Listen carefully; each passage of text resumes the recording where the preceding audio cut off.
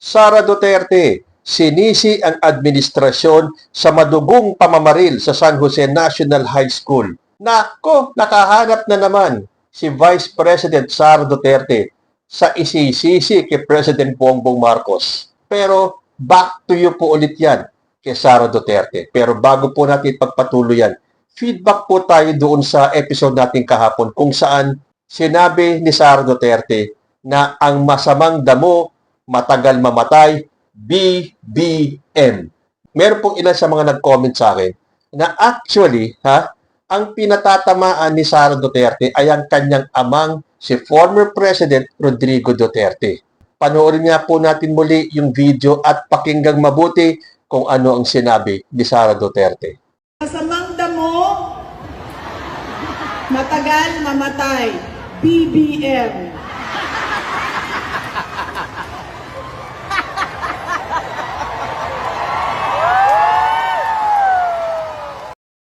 O ayan, kasi ang lumalabas ngayon, yung medyo edited na. Ang pinapakita na lang ay yung sinabing masamang damo, matagal mamatay, BBM. Pero ngayon pinanood natin muli yung video, bumalik muna tayo ng konti bago niya nasabi yan, ano ang sinabi ni Sara Duterte. Amahan, sundan ninyo si Digong. Niabot og 80. Nga naman, masamang damo, matagal mamatay. Bisaya kasi, pero ang pagkakaintindi ko ay tularan ninyo si Digong. Correct me if I'm wrong kung tama yung interpretation ko. Kasi yung tatay daw niya ay umabot ng 80 years old. Tapos sinabi kagad ni Sara, dahil masamang damo, matagal mamatay, sabay-sabay pa sila. Minustra pa niya para sumama yung audience doon sa mga salitang matagal mamatay. Tapos malamang natauan si Sara Duterte dahil tila nilaglag niya yung tatay niya. Dahil kasasabi niya lang tularan niyo si Digong dahil umabot ng 80 years old. So sino ang matagal mamatay? Ito yung tatay niya. So ang ibig niya sabihin, masamang damo yung tatay niya dahil matagal mamatay dahil umabot ng 80 years old. Tapos para makabawi, dinugtong niya na lang yung BBM. Sabay tawa at sabay yuko. At siguro sa sarili niya, sabi niya, nako, nailaglag yung tatay ko. Buti na lang naidugtong ko yung BBM. So, kung panonoorin yung video from the start, ang pinatutungkulan po ni Sara Duterte ay ang tatay niya na umabot ng 80 years old dahil masamang damo at matagal mamatay. O di ba? BBM has nothing to do dun sa mga katagang lumabas kay Sara Duterte. Kailangan na lang niyang bumawi agad at isama si BBM para kunyari ang sinasabi niya na masamang damo, matagal mamatay ay si BBM. Kumpara nyo nga yung edad ni Digong sa edad ni President Bongbong Marcos. At sino ba yung topic ni Sara Duterte bago niya sinabing masamang damo? Di ba tatay niya? Na parang kailangan yung tularan ang aking ama dahil siya ay umabot ng 80 years old. Dahil siya ay isang masamang damo, kaya matagal mamatay. Uy, teka muna. Sablay yata ako doon. Biglang BBM. Di ba? Kayo na ang magbigay ng sarili yung interpretasyon. Okay, punta tayo dito sa sinabi ni Sara Duterte. Sabi niya, this tragedy also exposes the failure of the government. Dahil hindi nga ba sinisisi niya ang administrasyon sa nangyaring madugong pamamaril sa San Jose National High School.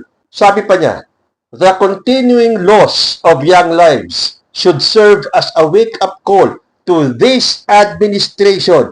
The government must act now to make our schools safer and to better protect our learners. Pero magtigil-tigil sana si Sara Duterte. Bakit kanyo? Hindi ba siya ang vice presidente? Dati nga niyang hinawakan yung DepEd Bakit hindi siya kumilos on her own? Dahil ikaw pa rin ang vice president of the Philippines. Kahit na sabihin mong ikaw ay anti-Marcos na, parte ka pa rin ng gobyernong ito. Kung ayaw mo maging parte ng gobyernong ito, lumayas ka sa pwesto mo, mag-resign ka. Pero hanggat ikaw ay binabayaran ng taong bayan para maging vice president, umilos ka bilang vice presidente. Huwag yung kung sino-sino ang sinisisi mo. Samantalang kung tutuusin, ikaw ang pangalawang pinakamataas na leader ng bansa. Magpasiklab ka. Gumawa ka ng paraan.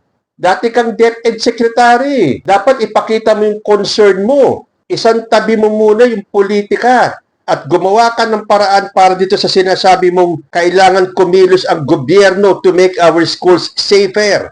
Anong ginagawa mo dyan?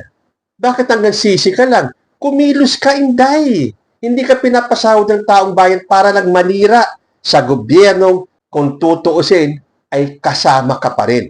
At teka muna, yan pong insidenteng yan. Kung meron ng mangilan-gilan na mga ganyang insidente, isolated case lang po yan. Kung ikukumpara natin sa EJK nung panahon ng iyong ama, teka muna, ni minsan ba nagsalita ka against dyan sa EJK ng tatay mo? Or dahil sinasabi din na ikaw ay part ng EJK? Kung ang mga naging biktima ng shooting incident na to ay ilan sa ating mga kabataan, ikumpara mo yan sa libo-libong napatay nung panahon ng tatay mo. Pero umimik ka ba? Nagsalita ka man lang ba? Kinontra mo ba? Pinagalitan mo ba ang tatay mo? Kinorek mo ba si Digong sa ginawa niya mga pagpatay? Di ba hindi tahimik ka? Tahimik kayo mga DDS na ang akala nyo may karapatan ng pumatay si Digong dahil siya ang presidente ng panahong yon. At huwag nating kakalimutan kung bakit nagkakaganyan ang ating mga kabataan ngayon. Pero siyempre kung tutuos yan, para sa akin, mag-uumpisa po yan sa bahay, sa pamilya. Mukhang hindi nagabayan ng gusto ng mga magulang ito mga batang ito.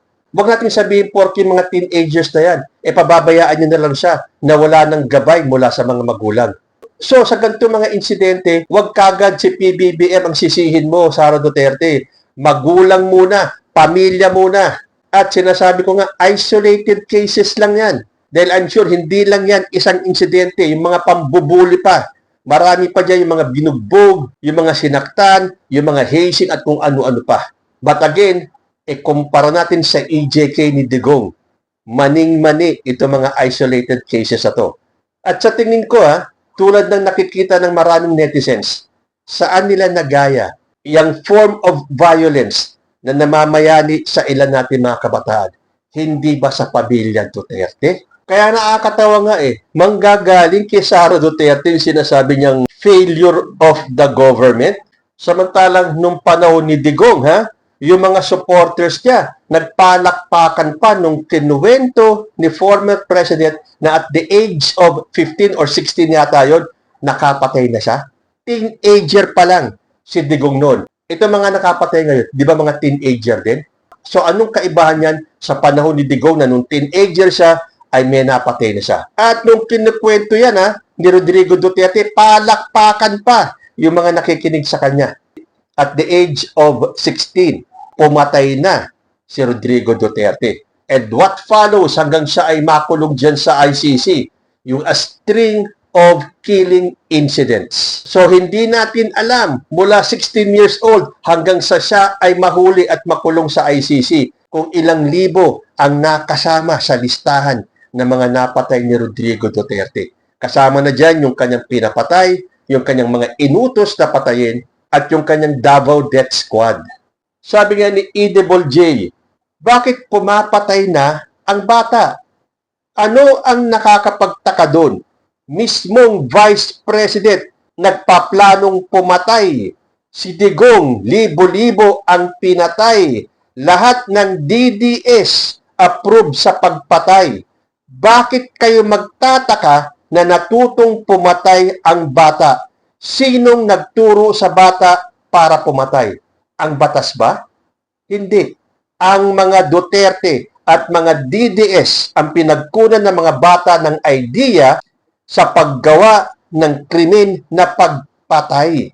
Totoo naman Nung presidente si Rodrigo Duterte, ilang speeches niya, ilang interview sa kanya, ilang hearing na narinig natin siyang nagkwento, umamin na siya ay matagal nang pumapatay, na parang napaka-ordinaryo na lang ang pagkitil sa buhay ng tao. Na karamihan sa mga speeches niya, televised, napapanood ng mga kabataan.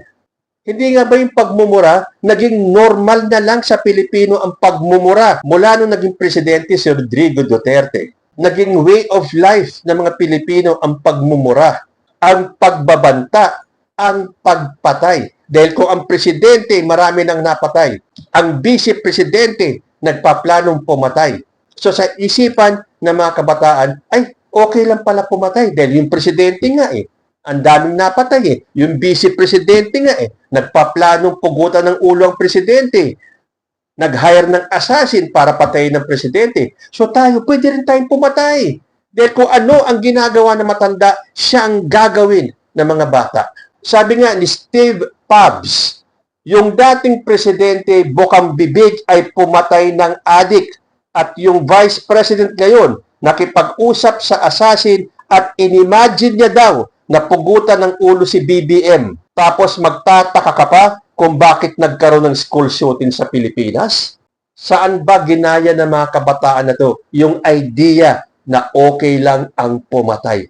Hindi ba sa mga Duterte? Hindi ba kay Rodrigo Duterte? Hindi ba kay Sara Duterte? Tapos ngayon nagkaroon ng ganyang insidente, ang sisi ni Sara Duterte kay President Bongbong Marcos? Kayo po, ano ang masasabi ninyo?